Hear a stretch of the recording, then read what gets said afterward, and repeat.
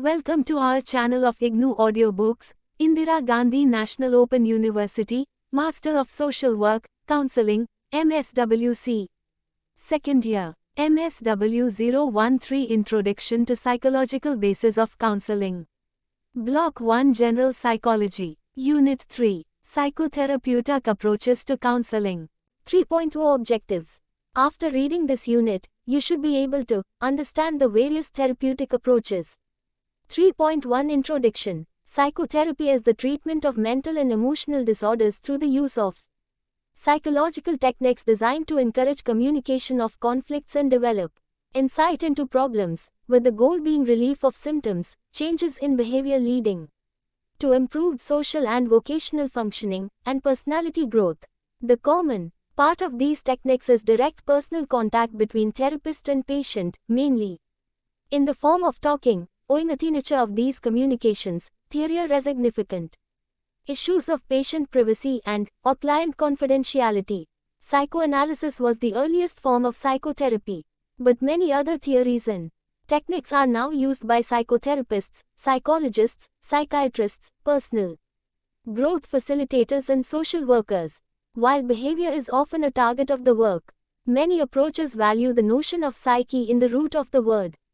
This is especially true of the psychodynamic schools of psychotherapy. A distinction can also be made between those psychotherapies that employ a medical model and those that employ a humanistic model. In the medical model, the client is seen as unwell and the therapist employs their skill to help them back to health. An example would be Freudian psychotherapy. In the humanistic model, the therapist facilitates learning in the individual, and the client's own natural process draws them to a fuller understanding of themselves. An example would be Gestalt therapy. Cognitive behavioral therapy aims to treat specific symptoms or problems in a limited number of therapeutic sessions.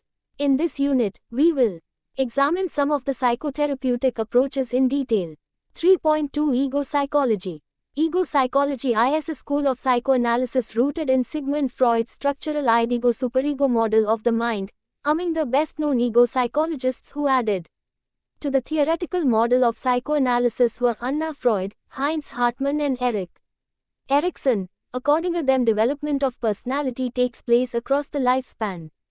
Accepting the traditional view of Freud that certain conflicts reflect id impulses striving for immediate gratification, they assert that the ego strives for adaptability, competency, and mastery. Here the heightened emphasis on ego in relationships. Ego psychology accommodates classic psychoanalysis of Freud and builds upon it. Emphasizing early, formative relationships, it modifies the classical id drive model of Freud. We have discussed Erikson's theory in Unit 3, Personality Theories Psychoanalytical. Here, in this unit we will see the views of Anna Freud and Heinz Hartmann. Anna Freud, 1894 to 1970, studied nursery school children and provided psychoanalytic treatment at her Hampstead Clinic in London. Her writings reflect her work with not only to sexual and aggressive drives of children but also to the measures of maturation, such as moving from dependence to self-mastery. The gradual development of various behaviors has been referred to as developmental lines. For example, she shows how individuals go from a gradual egocentric focus on the world, in which they do not notice other children, to a more other-centered attitude toward their schoolmates to whom they can relate as real people. A. Freud, 1965. These developmental lines show an increasing emphasis on the ego. Anna Freud believed that the ego as well as the id should be the focus of treatment in psychoanalysis. In the former, the person actively assumes a role that he or she has been passively traumatized by, and in altruism one becomes helpful to avoid feeling helpless. She also wrote of defense against reality situations, a recognition that motivation can come not only from internal drives but also from the external world. Greenberg. Of defense mechanisms but also adaptive and normal means of dealing with the external world. Heinz Hartmann. Following Anna Freud, Heinz Hartmann, 1894 to 1970, elaborated the theory of ego psychology, emphasizing the autonomous and adaptive functions of the ego. Hartmann, 1958, 1964, believed that the id and the ego came out of an early amorphous phase, with both having their own courses of development. Hartman, 1958, emphasized the importance of ego in the broad-based interactions with the external world. Different from the conflict implied in Freud's drive theory, the ego could operate without being at odds with the id, superego, or external reality. In focusing on the ego's adaptive functions, Hartman, 1958, discussed various conscious and coping functions of the ego such as perceiving, thinking, and remembering. These ego functions could solve a variety of problems for the individual, as they were responsive to the external world and able to function independently of the id. Like Anna Freud, Hartman focused on the non-pathological functioning of the ego, as well as its pathological role in defense mechanisms. 3.3 Client-centered therapy. Client-centered therapy, which is also known as person-centered, non-directive, or Rogerian therapy, is an approach to counseling and psychotherapy which was developed by psychologist Carl Rogers in the 1940s and 1950s. In this, the therapist's role is that of a facilitator and to provide a therapeutic relationship. In this approach places much of the responsibility for the treatment process on the client, with the therapist taking a non-directive role. In this technique, therapists create a comfortable, non-judgmental environment by demonstrating congruence, genuineness, empathy, and unconditional positive regard toward their patients. While using a non-directive approach, the therapist seeks to increase the client's insight and self-understanding through informal clarifying questions. This aids patients in finding their own solutions to their problems. Rogers identified 6 conditions which are needed to produce personality changes in clients: relationship, vulnerability, anxiety on the part of the client, genuineness, the therapist is truly himself or herself and incorporates some self-disclosure, the client's perception of the therapist's genuineness, the therapist's unconditional positive regard for the client, and accurate empathy. Key concepts: view of human nature, self-actualization, a term derived from the human potential. Movement is an important concept underlying person-centered therapy. It refers to the tendency of all human beings to move forward, grow, and reach their fullest potential. When humans move towards self-actualization, they are also pro-social, that is, they tend to be concerned for others and behave in honest, dependable, and constructive ways. The concept of self-actualization focuses on human strengths rather than human deficiencies. According to Rogers, self-actualization can be blocked by an unhealthy self-concept, negative or unrealistic attitudes about oneself. Rogers has a basic sense of trust in the environment, personal values, goals, and ideals. Rogers has a basic sense of trust in the client's ability to move forward in a constructive manner, if the appropriate conditions for growth are present. Clients for him are trustworthy, resourceful, capable of self-understanding and self-direction, able to make constructive changes, and able to live effective and productive lives. Because this approach believes in the capacity of the client to move forward in a constructive way, the primary responsibility for change rests in the client. Basic characteristics: the client-centered approach insists on the responsibility and capacity of the client to discover ways to encounter reality more fully. The phenomenal world of the client is given importance. It is not only in psychotherapy that the clients experience growth, but growth can take place even in any type of caring and understanding relationship. Therapeutic goals: 2 primary goals of person-centered therapy are increased self-esteem and greater openness to experience. Some of the related changes that this form of therapy seeks to foster in clients include closer agreement between the clients' idealized and actual selves, better self-understanding, lower levels of defensiveness, guilt, and insecurity, more positive and comfortable relationships with others, and an increased capacity to experience and express feelings at the moment they occur. Rogers believed that the most important factor in successful therapy was not the therapist's skill or training, but rather his or her attitude. 3 interrelated attitudes on the part of the therapist are central to the success of person-centered therapy: congruence, unconditional positive regard, and empathy. This is called the therapeutic triad. Congruence or genuineness. Congruence is the most important attitude on the part of the therapist. Congruence refers to the therapist's openness and genuineness, willingness to relate to clients without hiding behind a professional facade. Therapists who functioning this way have all their feelings available to them in therapy sessions and may share significant emotional reactions with their clients. Congruence does not mean, however, that therapists disclose their own personal problems to clients in therapy sessions or shift the focus of therapy to themselves in any other way. It simply means that the therapist is real, he is genuine, integrated and authentic during the therapy. Unconditional positive regard. Unconditional positive regard means that the therapist accepts the client totally for who he or she is without evaluating or censoring, and without disapproving of particular feelings, actions, or characteristics. The therapist communicates this attitude to the client via willingness to listen without interrupting, judging, or giving advice. This attitude of positive regard creates a non-threatening context in which the client feels free to explore and share painful, hostile, defensive, or abnormal feelings without worrying about personal rejection by the therapist. Accurate empathetic understanding. The third necessary component of a therapist's attitude is empathy. Accurate empathetic understanding. The therapist tries to appreciate the client's situation from the client's point of view, showing an emotional understanding of and sensitivity to the client's feelings throughout the therapy session. In other systems of therapy, empathy with the client would be considered a preliminary step to enabling the therapeutic work to proceed, but in person-centered therapy, it actually constitutes a major portion of the therapeutic work itself. A primary way of conveying this empathy is by active listening that shows careful and perceptive attention to what the client is saying.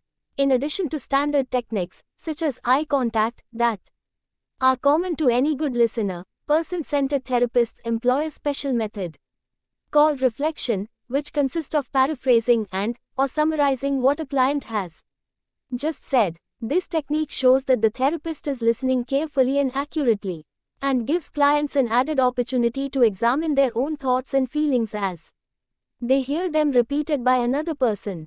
Generally, clients respond by elaborating further on the thoughts they have just expressed. To solve the problems common to those in client-based therapy, counselors engage in a process called reflection of feelings. This technique requires the therapist to listen empathetically to the client and then mirror back to the client his or her understanding of the client's thoughts and feelings, with the goal of helping the client to listen to his or her own experience. While practicing reflection of feelings, the therapist must be non-directive, acting as a companion as the client chooses the topics that he or she feels are pertinent to therapy. The therapist does not aim to give advice or to formulate a treatment plan, but it is important to note that he or she may give subtle recommendations from time to time to remain genuine. If the therapist were to have an idea, for example, and not share it with the client, this might demonstrate a lack of authenticity. However, the therapist must not force his or her views upon the client, who ultimately decides what is best. According to Rogers, when these three attitudes, congruence, unconditional positive regard, and empathy, are conveyed by a therapist, clients can freely express themselves without having to worry about what the therapist thinks of them. The therapist does not attempt to change the client's thinking in any way. Even negative expressions are validated as legitimate experiences. Because of this non-directive approach, clients can explore the issues that are most important to them, not those considered important by the therapist. Based on the principle of self-actualization, this undirected, uncensored self-exploration allows clients to eventually recognize alternative ways of thinking that will promote personal growth. The therapist merely facilitates self-actualization by providing a climate in which clients can freely engage in focused, in-depth self-exploration. There are no strict guidelines regarding the length or frequency of person-centered therapy. Generally, therapists adhere to a 1-hour session once per week. True to the spirit of person-centered therapy, however, scheduling may be adjusted according to the client's expressed needs. The client also decides when to terminate therapy. Termination usually occurs when he or she feels able to better cope with life's difficulties. 3.4 Rational Emotive Therapy. Rational Emotive Behavior Therapy, REBT, previously called Rational Therapy, and Rational Emotive Therapy, is a comprehensive, active directive, philosophically and empirically based psychotherapy which focuses on resolving emotional and behavioral problems and disturbances and enabling people to lead happier and more fulfilling lives. REBT was created and developed by the American psychotherapist and psychologist Albert Ellis, who was inspired by many of the teachings of Asian, Greek, Roman and modern philosophers. REBT is one form of cognitive behavior therapy, CBT, and was first expounded by Ellis in the mid-1950s. Development continued until his death in 2007. Rational Emotive Behavior Therapy, REBT, views human beings as responsibly hedonistic, in the sense that they strive to remain alive and to achieve some degree of happiness. However, it also holds that humans are prone to adopting irrational beliefs and behaviors which stand in the way of their achieving their goals and purposes. Often, these irrational attitudes or philosophies take the form of extreme or dogmatic musts, shoulds, or oughts. They contrast with rational and flexible desires, wishes, preferences and wants. The presence of extreme philosophies can make all the difference between healthy negative emotions, such as sadness or regret or concern, and unhealthy negative emotions, such as depression or guilt or anxiety. For example, one person's philosophy after experiencing a loss might take the form, "It is unfortunate that this loss has occurred, although there is no actual reason why it should not have occurred. It is sad that it has happened, but it is not awful, and I can continue to function." Another's might take the form, "This absolutely should not have happened, and it is horrific that it did. These circumstances are now intolerable, and I cannot continue to function." The first person's response is apt to lead to sadness, while the second person may be well on their way to depression.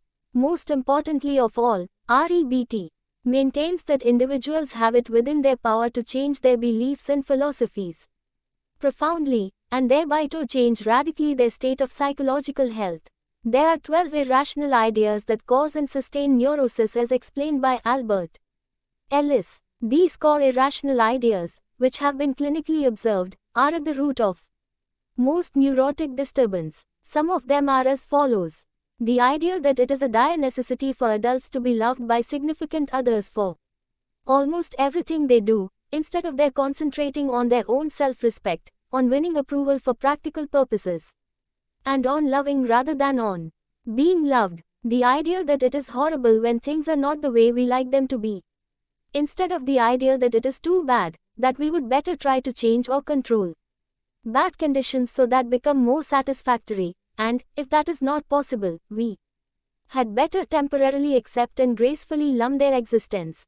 The idea that human misery is invariably externally caused and is forced on us by outside people and events, instead of the idea that neurosis is largely caused by the view that we take of unfortunate conditions. The idea that it is easier to avoid than to face life difficulties and self-responsibilities, instead of the idea that the so-called easy way is usually much harder in the long. The idea that because something once strongly affected our life, it should indefinitely affect it, instead of the idea that we can learn from our past experiences but not be overly attached to or prejudiced by them. The idea that we must have certain and perfect control over things, instead of the idea that the world is full of probability and chance and that we can still enjoy life despite this. The ABC theory of personality. American psychologist Albert Ellis, the originator of rational emotive behavior therapy, REBT, was one of the first to systematically show how beliefs determine the way human beings feel and behave. Dr. Ellis developed the ABC model to demonstrate this. A refers to whatever started things off, a circumstance, event or experience, or just thinking about something which has happened. This triggers off thoughts, B, which in turn create a reaction, feelings and behaviors, C. To see this in operation, let's meet Alan, a young man who had always tended to doubt himself. Alan imagined that other people did not like him, and that they were only Friendly because they pitied him. One day, a friend passed him in the street without returning his greeting, to which Alan reacted negatively. Here is Alan's beliefs and his reaction, put into the ABC format. A. What started things off? Friend passed me in the street without speaking to me. B. Beliefs about A. He's ignoring me. He doesn't like me. I could end up without friends forever. That would be terrible. For me to be happy and feel worthwhile, people must like me. I'm unacceptable as a friend, so I must be worthless as a person. C. Reaction. Feelings. Worthless, depressed. Behaviors. Avoiding people generally. Now, someone who thought differently about the same event would react in another way. A. What started things off? Friend passed me in the street without speaking to me. B. Beliefs about A. He didn't ignore me deliberately. He may not have seen me. He might have something on his mind. I'd like to help if I can. C. Reaction. Feelings. Concerned. Behaviors. Went to visit friend, to see how he is. These examples show how different ways of viewing the same event can lead to different reactions. The same principle operates in reverse. When people react alike, it is because they are thinking in similar ways. The rules we live by. What we tell ourselves in specific situations depends on the rules we hold. Everyone has a set of general rules. Some will be rational, others will be self-defeating or irrational. Each person's set is different. Mostly subconscious, these rules determine how we react to life. When an event triggers off a train of thought, what we consciously think depends on the general rules we subconsciously apply to the event. What are self-defeating beliefs? To describe a belief as self-defeating or irrational is to say that it distorts reality, it's a misinterpretation of what's happening, or it involves epistemological ways of evaluating yourself, others, and the world around you.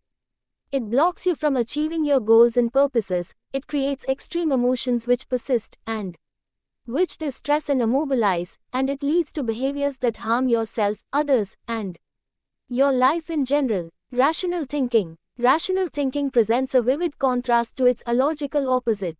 It is based on reality. It emphasizes seeing things as they really are, keeping their badness in perspective, tolerating frustration and discomfort, preferring rather than demanding, and self-acceptance. It helps you achieve your goals and purposes. It creates emotions you can handle, and it helps you behave in ways which promote your aims and survival. We are not talking about so-called positive thinking. Rational thinking is realistic thinking. It is concerned with facts, the real world, rather than subjective opinion or wishful thinking. Realistic thinking leads to realized emotions. Negative feelings aren't always bad for you. Neither are all positive feelings beneficial. Feeling happy when someone you love has died, for example, may hinder you from grieving properly. Or to be unconcerned in the face of real danger could put your survival at risk. Realistic thinking avoids exaggeration of both kinds, negative and positive. Practice of REBT. As REBT is multimodal and integrative, it uses a variety of cognitive, affective and behavioral techniques, tailoring them to the given client.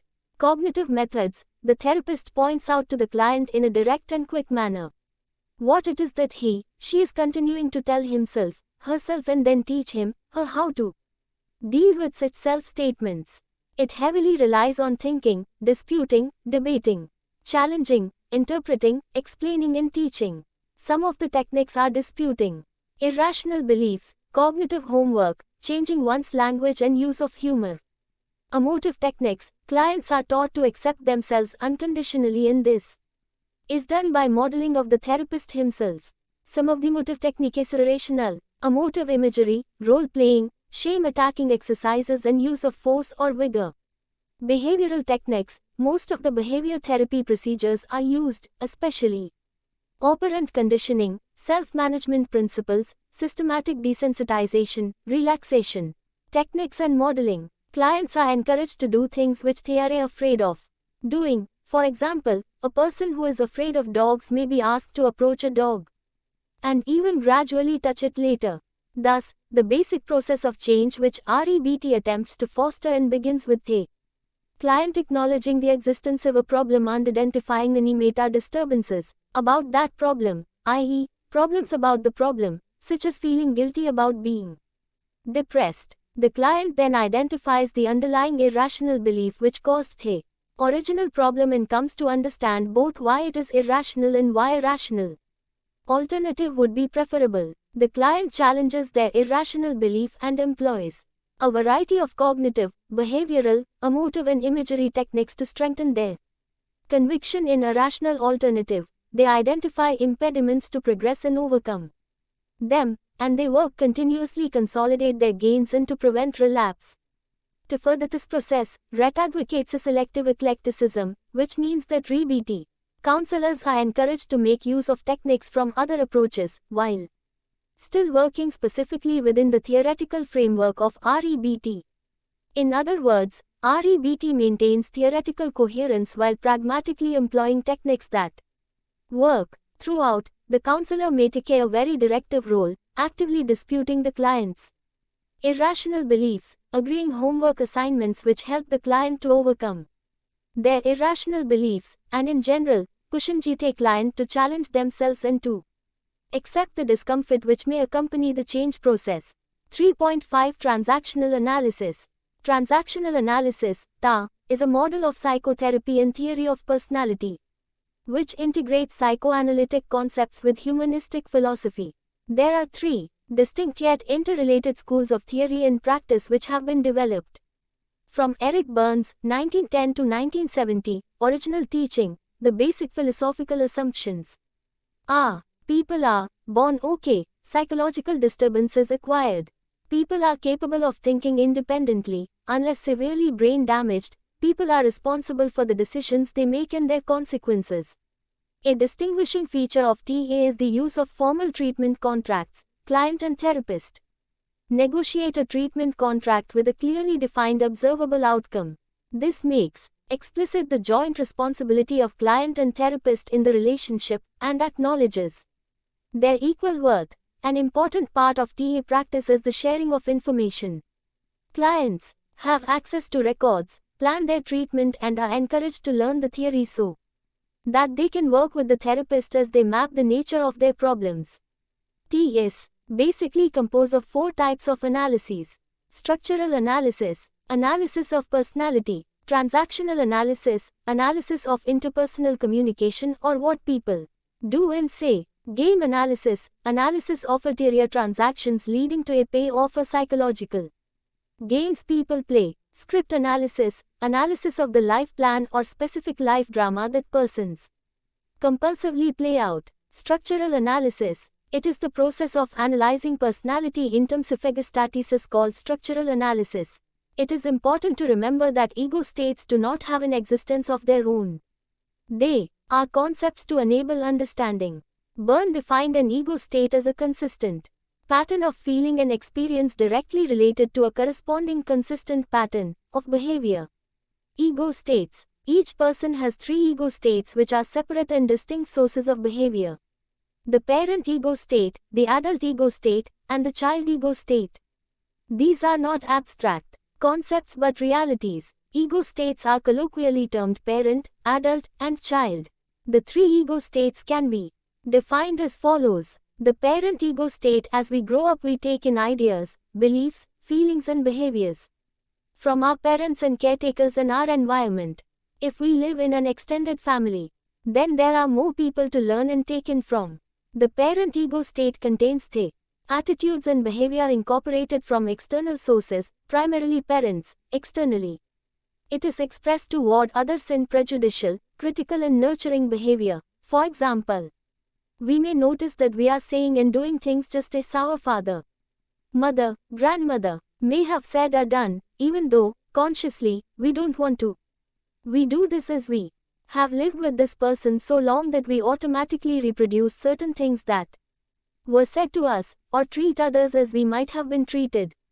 The adult ego state: the adult ego state is oriented to current reality and the objective gathering of information. It is organized, adaptable, intelligent, and functions by testing reality, estimating probabilities, and computing dispassionately. The adult Ego state is about being spontaneous and aware with the capacity for intimacy. When we are in our adult, we are able to see people as they are, rather than what we project onto them. The adult takes the best from the past and use it appropriately in the present. It is an integration of the positive aspects of both our parent and child ego states.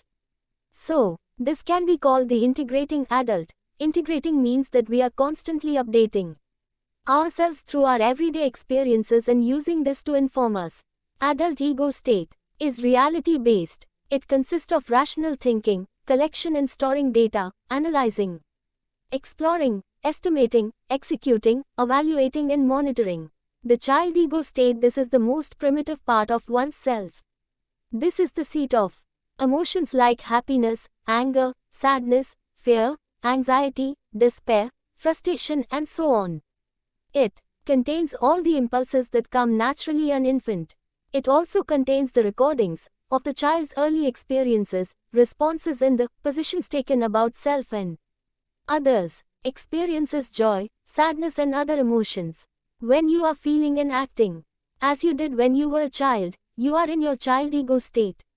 Development of ego states. When an infant is born, its awareness is centered around its personal needs and comforts. The baby seeks to avoid painful experiences and responds at the feeling level. Along with this, the infant's unique child ego state emerges. The parent ego state develops. Next, it is often observed when the young child plays at parenting, imitating parental behavior. The adult ego state develops as the child tries to make sense out of the world and figures out that other people can be manipulated. The child may ask, "Why should I eat when I am not hungry?" and might fake a stomachache in order to avoid eating. Transactional analysis. A transaction is a basic unit of social interaction. It consists of an exchange of words and behavior between two persons. The heart of transactional analysis is the study and diagramming of the exchanges between two persons. There are mainly three types of transactional analysis: complementary transactions, cross transactions, ulterior transactions. A complementary transaction, Fig. 2, occurs when a message, sent from a specific ego state, gets the predicted response from a specific ego state in the other person. Byrne describes a complementary transaction as one which is appropriate or expected, and follows the natural order of healthy human relationships. When two people stand glaring at each other, turn their backs on each other, are unwilling to continue transacting, or are puzzled by what has just occurred between them, it is likely that they have just experienced a cross transaction. A crossed transaction occurs when an unexpected response is made to the stimulus. Ulterior transactions are the most complex. They differ from complementary and cross transactions in that they always involve more than two ego states. When an ulterior message is sent, it is disguised under a socially acceptable transaction. 3 rules of transactions. Always have complementary transaction, so that you can communicate with people without any obstruction. Avoid cross transaction as it stops communication and breaks relationship. Beware of ulterior transactions as it has double meaning. Other concepts in the psychological games. Byrne defines a psychological game as a recurring set of transactions, often repetitive, superficially rational, with a concealed motivation, or more colloquially, as a series of transactions with a gimmick. These are patterns of transactions which appear to be complementary, but with hidden meanings. Reasons for playing games. People play psychological games to strengthen their psychological life positions, to get positive strokes, and to avoid openness. Games blocks intimacy. Psychological life positions. In the process of growing up, people make assumptions about their self-worth as well as the worth of significant others based on their childhood experiences. These assumptions are described in terms of awkwardness. The psychological positions taken about oneself and about others fit into 4 basic patterns. The first is the winner's position, but even winners may occasionally have feelings that resemble the other 3. 1. I am okay, you are okay. 2. I am okay, you are not okay. 3. I am not okay, you are okay. 4. I am not okay, you are not okay.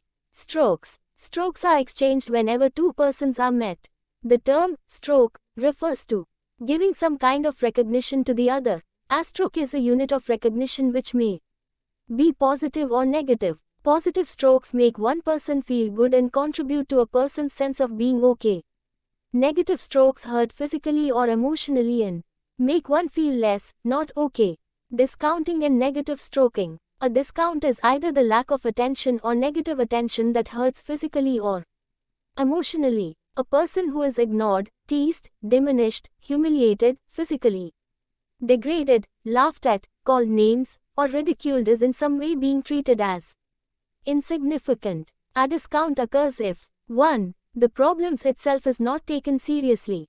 2. The significance of the problem is denied. 3. The solution is denied. 4. A person denies her own capacity to solve a problem. Being discounted is always painful. Between parents and children, it leads to personality pathology creating losers. Between grown-ups it leads to unhappy human relationships. Child battering is an extreme form of discounting usually carried out by parents who were battered themselves. The chain of battering can continue through several generations, until a more adequate pattern of parenting is developed. Child battering parents usually need professional help. Most of them have inadequate parent ego state. By activating and informing their adult ego states, these parents may learn what to realistically expect of a child and how to modify their behavior. Script. A script is a complete plan of living, offering structure of injunctions, prescriptions and permissions and structure which makes one winner or loser in life. A person's psychological script is a life plan, a drama which he writes and then feels compelled to live out. Script analysis is an examination of transactions and interactions to determine the nature of one's life script. Stages of treatment. 1. Establishing a working alliance with the client, mapping the nature of problems and negotiating a preliminary contract. 2. Decontamination of client's adult ego state. The therapist helps the client to identify the parental prejudices and childhood fantasies that they have used to distort reality and reinforce their life script. This increases self-awareness, awareness of others, and the capacity for self-support. 3. The confusing the child ego state and developing an internal nurturing parent. This involves relinquishing fundamental strategies and beliefs that have been held as essential for survival from the child ego state.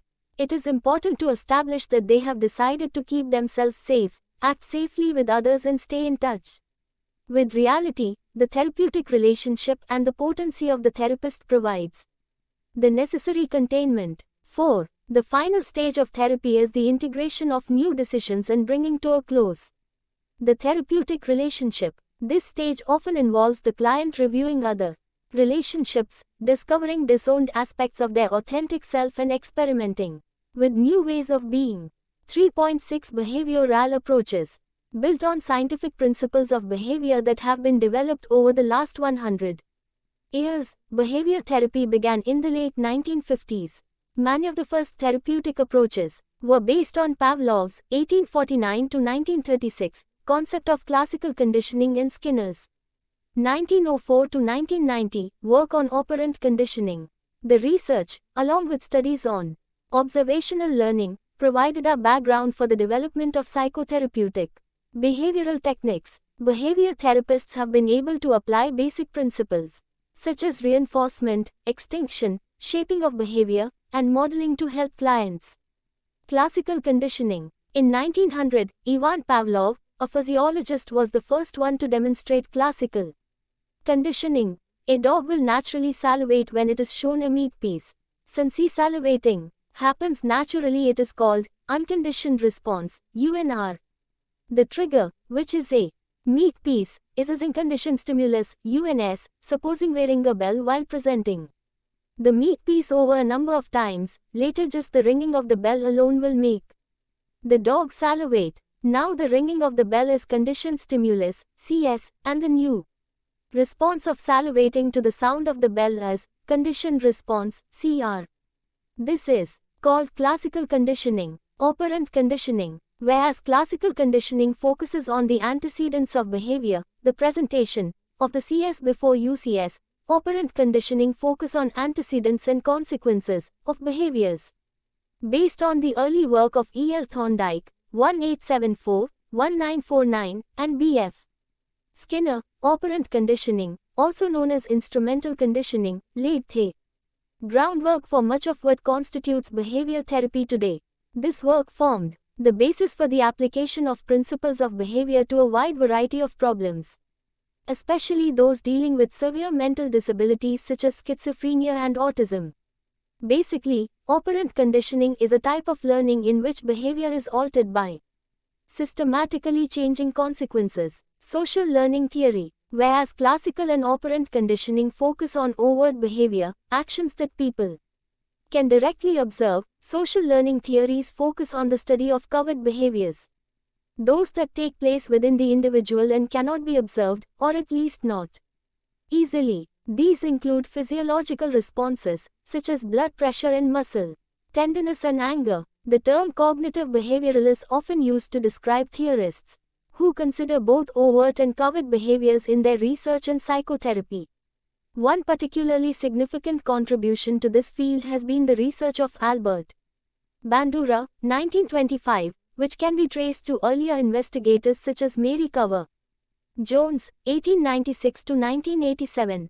Initiated in the 1960s by Albert Bandura, social learning theory emphasizes the role of thoughts and images in psychological functioning. Bandura proposed a triadic reciprocal interaction system involving the interactions among environment, personal factors including memories, beliefs, preferences, predictions, anticipations, and self-perceptions, and behavioral actions. These three factors operate interactively, with each affecting the other two. An important aspect of Bandura theory is that individuals learn by observing others. At the center of this triad is the self system, a set of cognitive structures and perceptions that regulates behavior. Bandura, 1978-1997.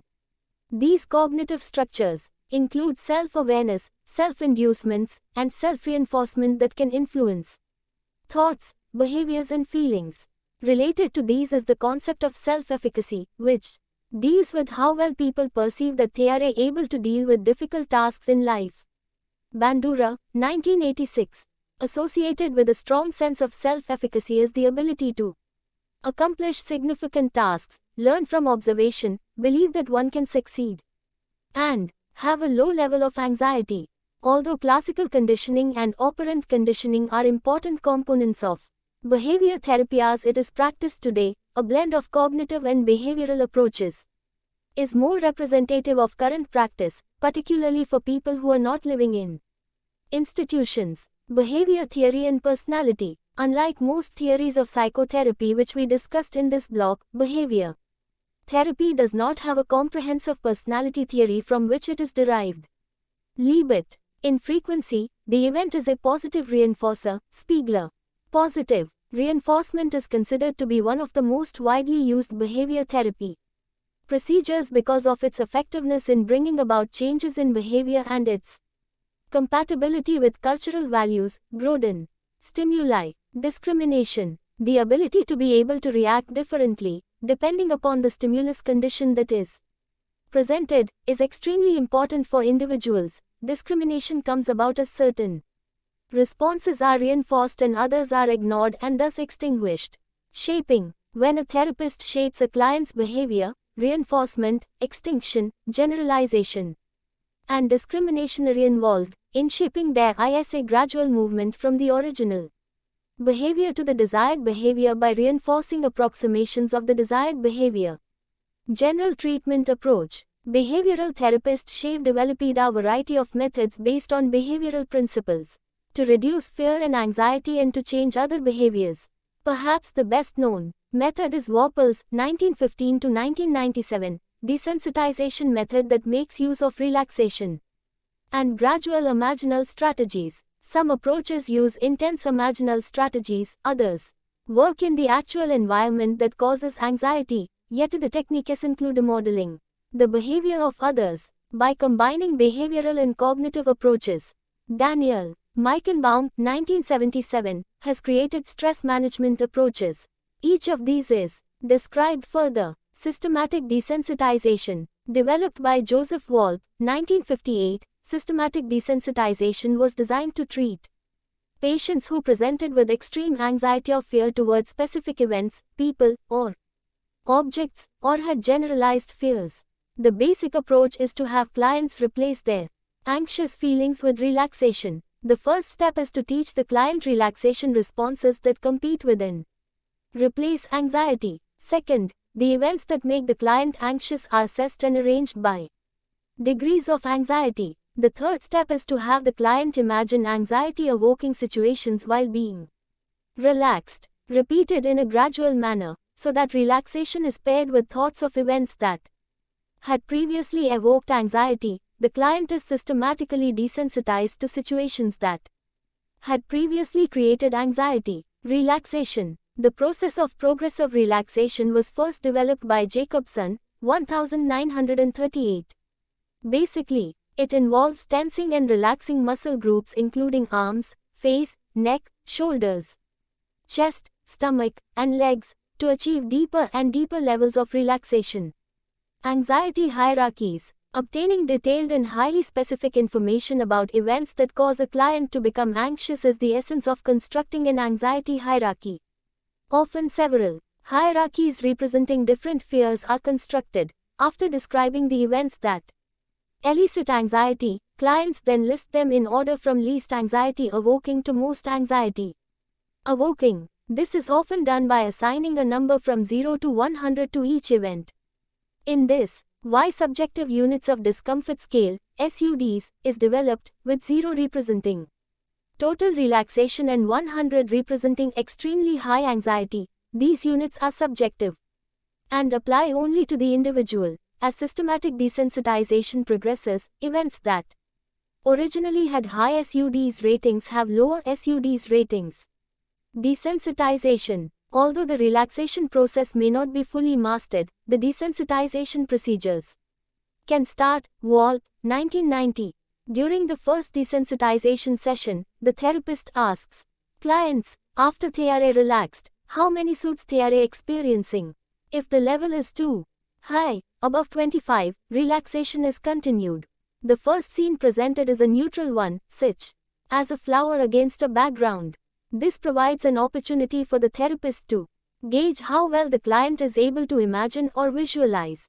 Imaginal flooding therapies. Whereas the process of systematic desensitization is a gradual one, flooding is not. In imaginal flooding, the client is exposed to the mental image of a frightening or anxiety-producing object or event and continues to experience the image of the event until the anxiety gradually diminishes. The exposure is not to the actual situation but to an image of a frightening situation such as being mugged, raped, or in an airplane.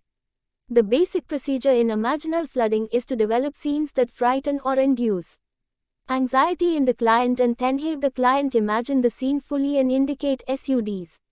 Then the client is asked to imagine the scene again in the same session and in future sessions, indicating the SUDs. With continual exposure, the SUDs should be reduced to a point where discomfort is no longer experienced. In vivo therapies. The term in vivo refers to procedures that occur in the client's actual environment. Basically, there are two types of in vivo therapies, those in which the client approaches the feared stimuli gradually, similar to systematic desensitization, and those in which the client works directly with the feared situation, similar to imaginal flooding. With the graduated approach, clients often learn and practice relaxation techniques that will compete with the exposure to anxious situations. In some cases, other competing responses, such as pleasant images, are also used to compete with the anxiety that is experienced in the actual situation. A client choosing a graduated approach to reducing fears and anxiety would discuss with therapists which situations are likely to arouse varying degrees of anxiety, establishing a hierarchy or list of events. Modeling techniques. The therapeutic use of modeling is based chiefly on the work of Bandura, 1969, 1971, 1976, 1977, 1986, and 1997. Basically, modeling as a therapeutic technique occurs when a client observes the behavior of another person and make use of that observation. In behavior therapy, there are 5 basic functions of modeling. Spiegler. Modeling can occur by teaching through demonstration, for example, watching someone throw baseball or peel an apple. Modeling can serve as a prompt, such as when a parent makes a game of cleaning a room, so that the child can see how the task can be enjoyable. Anxiety reduction can occur as a result of modeling, such as when a child goes into the water after having watched another child do so, thus reducing a fear of the water. Last, an individual can be discouraged from continuing behavior such as when a smoker watches a graphic film of a patient smoking and gradually dying from lung cancer. Behavioral therapy can be a useful treatment tool in an array of mental illnesses and symptoms of mental illness that involve maladaptive behavior. Behavioral therapy techniques are sometimes combined with other psychological interventions such as medication. Treatment depends on the individual patient and the severity of symptoms surrounding the behavioral problem. 3.7 Summary. Psychotherapy can be seen as an interpersonal invitation offered by, often trained and regulated, psychotherapists to aid clients in reaching their full potential or to cope better with problems of life. Psychotherapy often includes techniques to increase awareness and the capacity for self-observation, change behavior and cognition, and develop insight and empathy. A desired result enable other choices of thought, feeling or action to increase the sense of well-being and to better manage subjective discomfort or distress. Psychotherapy can be provided on a one-to-one basis, in group therapy, conjointly, with couples and with entire families. It can occur face-to-face, individual, over the telephone, or, much less commonly, the internet. Its time frame may be a matter of weeks or many years. Therapy may address specific forms of diagnosable mental illness or everyday problems in managing or maintaining interpersonal relationships or meeting personal goals. There is considerable controversy about which form of psychotherapy is most effective, and more specifically, which types of therapy are optimal for treating which sorts of problems. Furthermore, it is controversial whether the form of therapy or the presence of factors common to many psychotherapies best separates effective therapy from ineffective therapy. It is the quality of the therapeutic relationship that makes any psychotherapy successful. Thank you for watching. We will see you in the next video with next chapter.